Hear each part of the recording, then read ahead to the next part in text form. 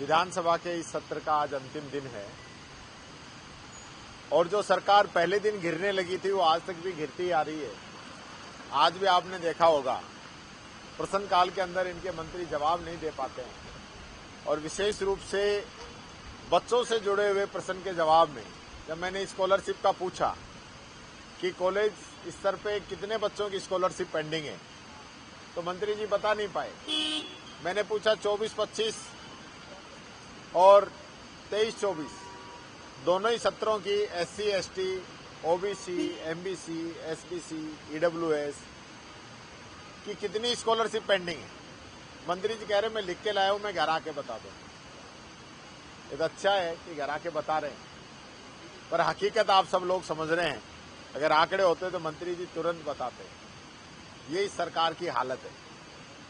सबसे महत्वपूर्ण बात मैं कहना चाहूंगा, बिजली पानी सरकार की सबसे पहली प्राथमिकता होनी चाहिए, लेकिन ये सरकार बिजली पे चर्चा कराने से बच रही है और बिजली पे चर्चा ही नहीं, सप्लीमेंट्री प्रश्न पूछने से भी हमें रोका जा रहा है। अध्यक्ष जी कह रहे हैं कि ये तो एक विधानसभा का इलाका का मामला है। ये विधानसभा का सदन का अधिकार है जो नेता प्रतिपक्ष को दिया हुआ है, वो कहीं भी पूछ सकता है। तो चूंकि मंत्रियों को बचाना है, मंत्री फंसे नहीं। आज इन लोगों की क्या तैयारी है बिजली को लेकर, पीक आवर्स में क्या स्थिति रहेगी। बार बार हमारी समय पे सवाल उठाते हैं। अब तो 1.5 साल होने को आ गए इनको कि आप लोग महंगी बिजली खरीदते थे। 100 बातें कहते हैं, पर हमने चाहे महंगी बिजली खरीदी हो, जनता को अंधेरे में नहीं रखा। आज जो स्थिति इस सरकार में बन रही है, 24 घंटे का नाम लेने वाली सरकार 15-16 घंटे बिजली दे रही है। 6 घंटे की बात करने वाली सरकार 5 घंटे के आसपास बिजली दे रही है, और वो भी ट्रिपिंग के माध्यम से। और जब गर्मी आएगी, हीट वेव चलेगी, बिजली की डिमांड बढ़ेगी, उस समय इनके पास क्या प्रबंध है, क्या इनकी व्यवस्थाएं हैं, उसको लेकर हम चर्चा करना चाह रहे थे।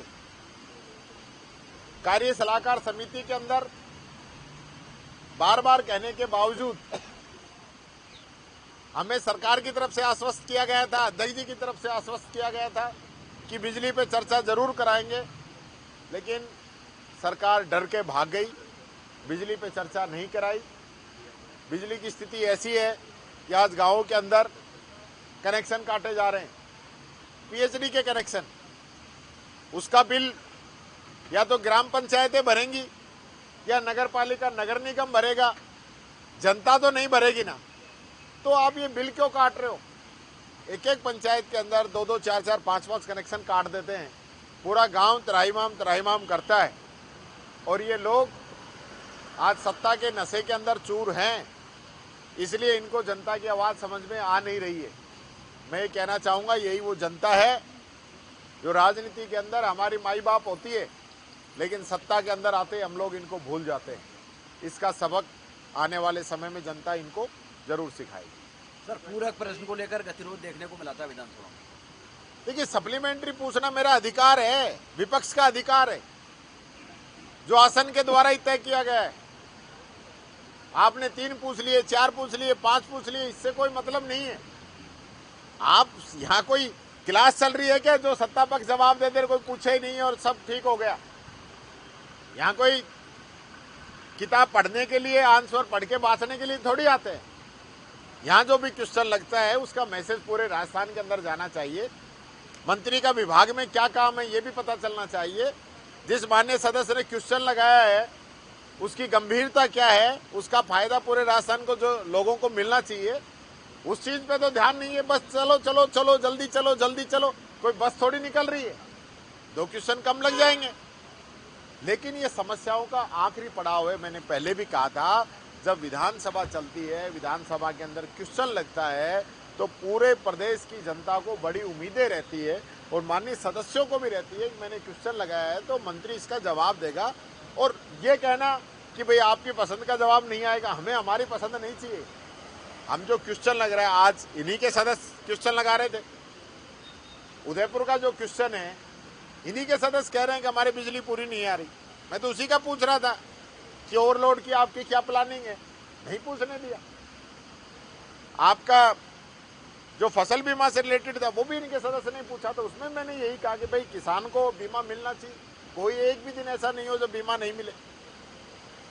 ये सारी चीजें सरकार इनसे बचना चाहती है। एक मंत्री जी ये भी कह रहे थे कि आप नेता प्रतिपक्ष के साथ उपाध्यक्ष भी बनना चाह रहे हैं। इनके पास कोई मेरा तोड़ नहीं है, इसलिए कुछ ना कुछ ऐसे कहते रहते हैं। मैं तो चाहता हूं ये जवाब दें, जनता के प्रति इनकी जवाबदेही रहनी चाहिए। आज कोचिंग को लेकर महत्वपूर्ण विधेयक सरकार लेके आ रही है, उसके लिए मैं कहना चाहूँगा, आज जो विधेयक ये सरकार लेके आई है न तो सुप्रीम कोर्ट की गाइडलाइन पूरा कर रहा है, न हाई कोर्ट की गाइडलाइन पूरा कर रहा है, न भारत सरकार जिसकी डबल इंजन की सरकार बताते हैं, भारत सरकार की जो गाइडलाइन है उनको पूरा कर रहा है। और छोटे जो कोचिंग वाले हैं उन पे शिकंजा कसने के लिए, और बड़े जो कोचिंग वाले हैं, बड़े जो मुख्यमंत्री कहते हैं बड़े मगरमच्छ, उनको फायदा देने के लिए लेके आ रहे हैं। ये आधा अधूरा बिल लेके आए हैं। मैं ये कहना चाहूँगा ये जनता के हित में नहीं है, छात्रों के हित में नहीं है, ये सभी कोचिंग संस्थानों के हित में भी नहीं है कुछ के अलावा। इसलिए इसको वापस सरकार को देखना चाहिए। और जब हम कोई बिल लेके आ रहे हैं, जितने सुसाइड लगातार हो रहे हैं, अभिभावकों को लूटा जा रहा है, उस दिशा में भी सोचना चाहिए। एक फॉर्मेलिटी पूरा करना चाहती है सरकार, जो कि हम इसका पुरजोर विरोध करेंगे इस बिल का। हमारी राजस्थान की शान है, उन्होंने जिस प्रकार से लड़ाइयाँ लड़ी, इतने घाव अपने शरीर पे रहते हुए भी वो लड़ाई लड़े। इसलिए कोई व्यक्ति क्या कहता है ये अलग बात है, लेकिन वो वीर हमारी धरती के लाल, और उन्होंने इस राजस्थान का, इस राजपुताने का नाम ऊंचा किया है, ये बात मैं कहना चाहूँगा।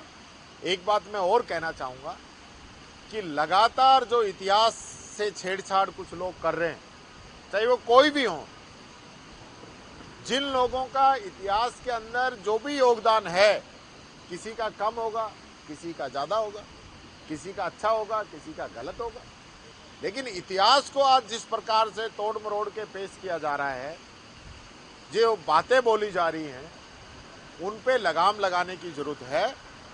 और ये हेट स्पीच जिस प्रकार से बीजेपी की, अभी आपने देखा होगा ना, जो एक्स का नया आया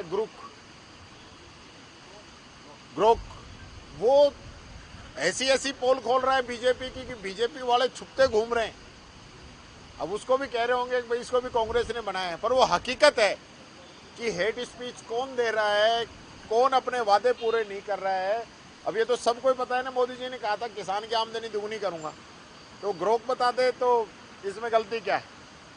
इन्होंने कहा सबको पक्का मकान मिलेगा, 2 करोड़ युवाओं को रोजगार मिलेगा, जो जो वादे नहीं करने थे, महंगाई का, भ्रष्टाचार का, आतंकवाद का, गंगा मैया का, पता नहीं क्या क्या कहा था, चीन को लाल आंख दिखाने का। पर हकीकत क्या है, अब वो तो मशीन है, वो उसको तो डरा नहीं सकते, दबा नहीं सकते।